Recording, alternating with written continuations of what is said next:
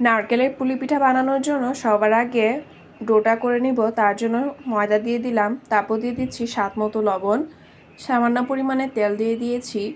এরপর অল্প অল্প করে পানি মিক্স করতে করতে ভালোভাবে ডোটা করে নিব। যখন ডোটা করা হয়ে যাবে তারপর ডোটা এক পাশে রেখে দিব। দেখতেই পাচ্ছেন ডোটা কতটা সফট হয়েছে। এবার পুর বানিয়ে নেওয়ার জন্য সবার আগে বাটিতে দিয়ে দিলাম পরিমাণ মতো নারকেল, তারপর দিয়ে দিচ্ছি গুঁড়ো দুধ, এরপর দিয়ে দিব যতটুকু মিষ্টি খেতে পছন্দ করেন সেই অনুপাতে চিনি। তারপর সব কিছু ভালোভাবে মিক্স করে নিলেই নারকেলের পুরটুকু রেডি।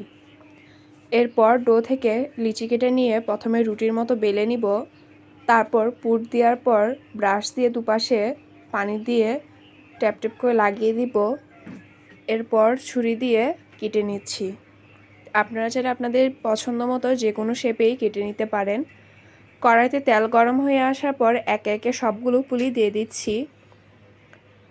তারপর ভেজে নিব 1 থেকে 2 মিনিটের জন্য।